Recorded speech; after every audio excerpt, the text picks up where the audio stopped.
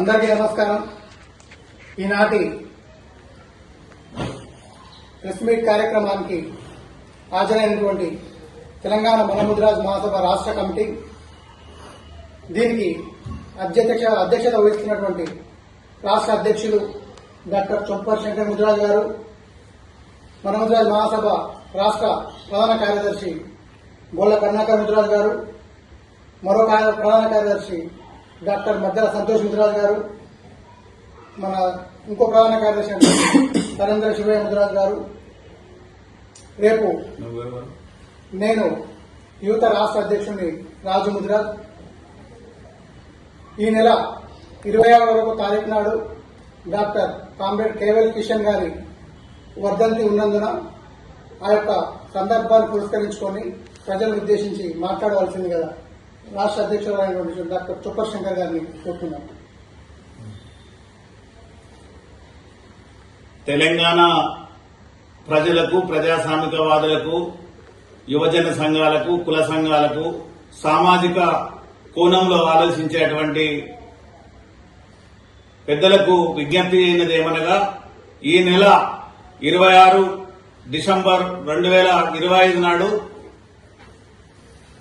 స్వాతంత్ర సమరయోధుడు, ప్రజా పోరాటాలు నిర్వహించి భూస్వాములకు వ్యతిరేకంగా పోరాటాలు చేసి తమ సొంత ఆస్తులను పేదలకు పంచి ఆ భూస్వామ్య పోరాటాలు చేసినటువంటి వ్యక్తి కామ్రేడ్ కేవల్ కిషన్ ముద్రాజ్ గారు.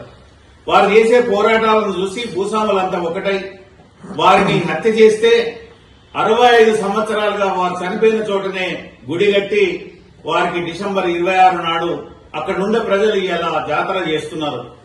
ఆ ప్లేస్ ఏదైతే పోలంపల్లి, చేగుంట మండల్, మెదక్ జిల్లాలో. ఇవాళ వాళ్ళ పిల్లలకి ఆడపిల్ల పెడితే కిష్టమ్మ, మగపిల్లలు ఆడ పెడితే కిష్టయ్య అని పేర్లు పెట్టుకుంటున్నారు.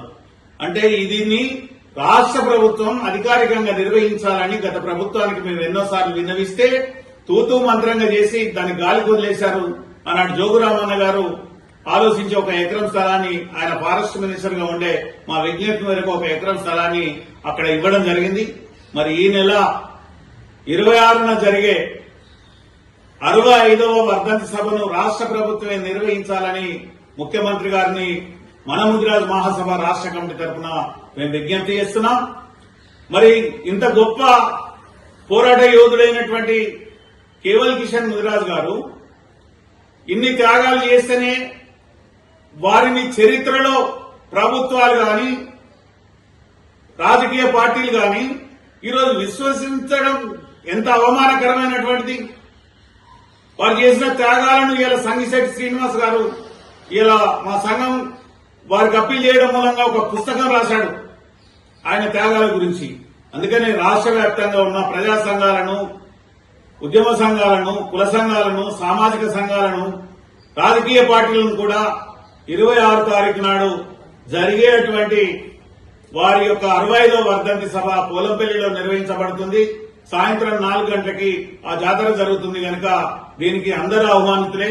తెలంగాణ ముద్రాజు సంఘాలలో ఉన్నటువంటి నాయకులు, ప్రజాప్రతినిధులందరూ కూడా ఈ సమావేశానికి హాజరై వారికి ఘనమైన నివాళులు అర్పించాల్సిందిగా మనముద్రాజ్ మహాసభ రాష్ట్ర కమిటీ కోరుతుంది.